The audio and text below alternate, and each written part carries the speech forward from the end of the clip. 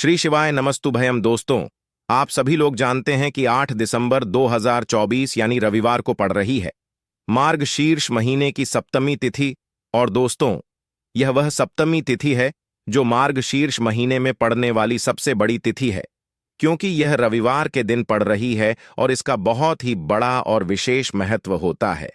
पूज्य गुरु जी ने कहा है कि अगर कभी भी मौका लग जाए और मार्गशीर्ष महीने की रविवार सप्तमी तिथि को पड़ जाए तो आप लोगों को एक चुटकी हल्दी वाला उपाय तो अवश्य ही करना चाहिए।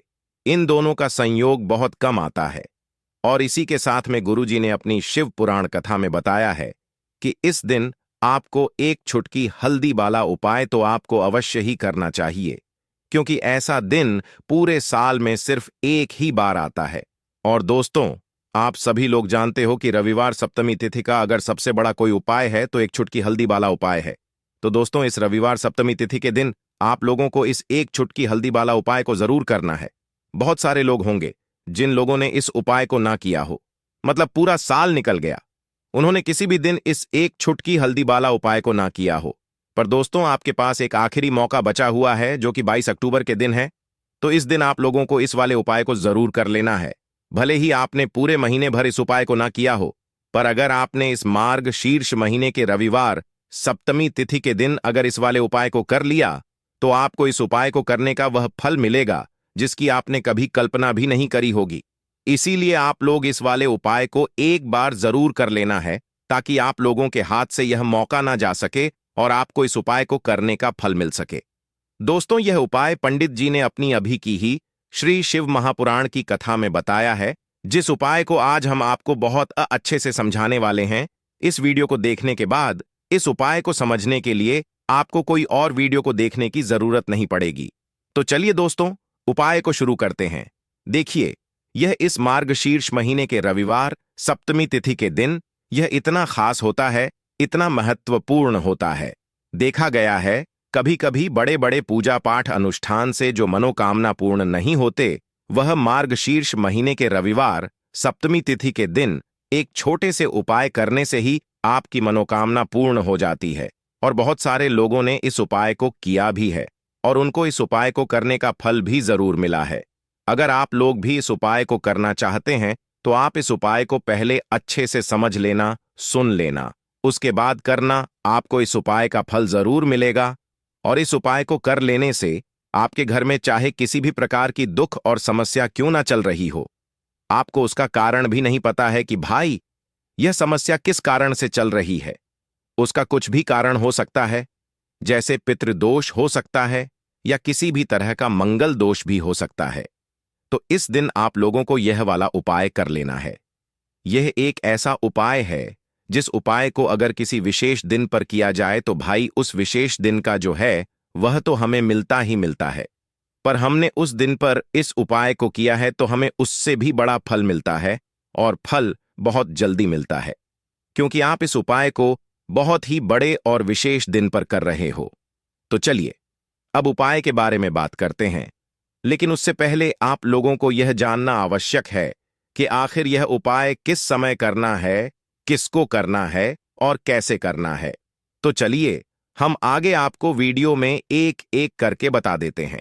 लेकिन उससे पहले अगर आप लोग हमारे चैनल पर पहली बार आए हैं या फिर मेरी आवाज आज पहली बार सुन रहे हैं तो हमारे चैनल को सब्सक्राइब जरूर कर लेना और इस वीडियो को ला करके कमेंट बॉक्स में श्री शिवाय नमस्तुभयम ओम नमः शिवाय जरूर टाइप कर देना। तो दोस्तों, इस एक चुटकी हल्दी वाला उपाय को हमें इस रविवार सप्तमी तिथि के दिन कैसे करना है, किसको करना है, किस समय करना है और कहां पर करना है, ये सारे सवालों के जवाब आपको इस वीडियो में मिल जाएंगे।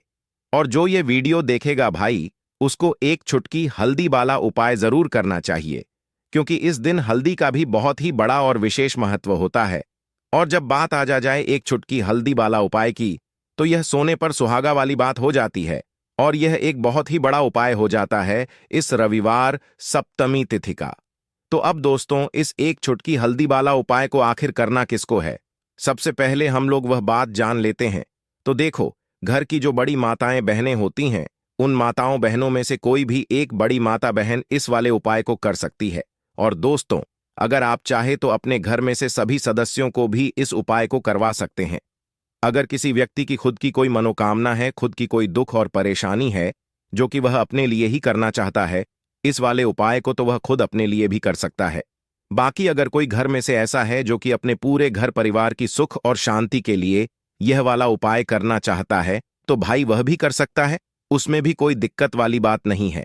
कहने का मतलब यह है कि इस उपाय को हर एक सदस्य भी कर सकता है और पूरे घर परिवार के सदस्य के लिए घर की बड़ी माताओं बहनों में से कोई एक माता बहन भी कर सकती है। माताएं बहनें अगर घर में उपस्थित ना हो या वह यह वाला उपाय ना कर पा रही हो, तो फिर घर का कोई बड़ा सदस्य भी इस एक चुटकी हल्दी वाला उपाय को कर सकता है, चाहे फिर वह पुरुष ही क्यों ना हो, उसमें कोई भी दिक्कत वाली बात नहीं है। अब दोस्तों, जो अगला प्रश्न निकल कर आता है वह यह आता है इस उपाय को लेकर कि आखिर इस उपाय को हमें किस समय करना है, सुबह के समय करना है कि शाम के समय करना है। तो देखो, इस वाले उपाय को आप लोग सुबह के समय भी कर सकते हो और शाम के समय प्रदोष काल में भी कर सकते हो। अब अगर आप पूछो कि भाई सबसे उत्तम समय कौन सा रहेगा इस हल्दी का जल वाला उपाय को करने का, तो हम आपसे बस यही कहेंगे कि इस उपाय को आप सुबह के समय करेंगे तो ज्यादा बेहतर होगा। बाकी अगर प्रदोष काल शाम के समय भी करेंगे तो भी अच्छा होगा, उसमें कोई भी दिक्कत वाली बात नहीं है।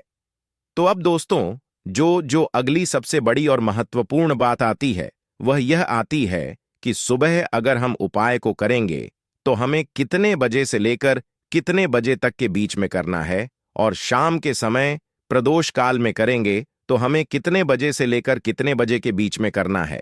तो देखो, सुबह जितनी जल्दी हो सके आप उपाय को करने की कोशिश करना। बाकी अगर किसी कारणवश लेट भी हो जाओ, थोड़ी देर भी हो जाए, तो 10 या 11 बजे तक भी आप उपाय कर लेना, पर 12 बजे से ज्यादा देरी ना हो।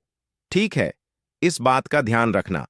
उसके बाद में दोस्तों, अगर शाम के समय प्रदोष काल की बात करें, प्रदोष काल का जो समय होता है वह शाम के 6 बजे से शुरू हो जाता है। मतलब शाम के 6 बजे से लेकर शाम के 6 बजे से रात के 8 बजे के बीच में आप कभी भी इस वाले उपाय को कर सकते हो, उसमें कोई भी दिक्कत वाली बात नहीं है। देखिए, मार्गशीर्ष का पवित्र महीना होता है, भगवान विष्णु को समर्पित मार्गशीर्ष का महीना होता है। भगवान विष्णु को समर्पित सप्तमी तिथि भी होती है। भगवान विष्णु को समर्पित 3 शुभ योग, 3 दुर्लभ तिथिवार यह अगर मिल गए हैं तो आपको आज के दिन एक विशेष उपाय करना है।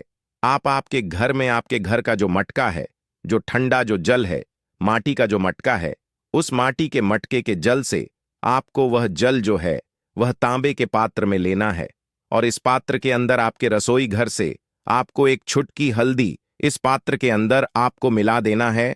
हल्दी शुद्ध होनी चाहिए, हल्दी पवित्र होनी चाहिए। ध्यान रखना, हल्दी में कोई अन्य मसाले मिले हुए नहीं होने चाहिए। पीसी हुई हल्दी आपको इसके अंदर डालना है, और इस हल्दी मिश्रित जल से आज इस मार्गशीर्ष की सप्तमी पर रविवार के दिन पर आपके घर के आसपास जो भी केले का वृक्ष हो, केले के वृक्ष के वहां पर जाना है, और आज के दिन आपको पूर्वमुखी होकर के केले के वृक्ष को प्रणाम करना है। सप्तमी का दिन है, भाग्य का उदय करने के लिए होता है।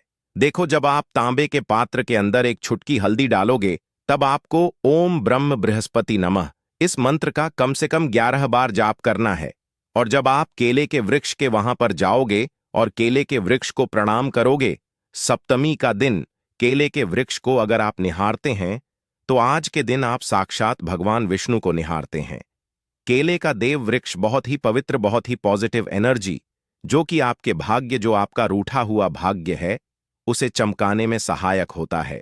आपको केले के वृक्ष की जड़ में आज के दिन हल्दी मिश्रित जल आपको डालना है। ओम नमो भगवते वासुदेवाय का 11 बार जाप करना। उसके बाद केले के वृक्ष को आज के दिन छूना। के वृक्ष की जड़ में जो मिट्टी में जो आपने जल डाला है, वह जल जो है, जो मिट्टी जो है, वह गीली हो गई होगी, वह थोड़ी सी मिट्टी आप आज के दिन अगर आपकी नाभि पर लगाते हैं तो यकीन मानिए आपका भाग्य चमक जाएगा। आपके जीवन के जो भी अंधकार है वह दूर होते चले जाएंगे। आपको आपके जीवन में रास्ता नजर आते रहेगा कि आपको किस दिशा में चलना चाहिए, आपको प्रेरणा मिलती रहेगी।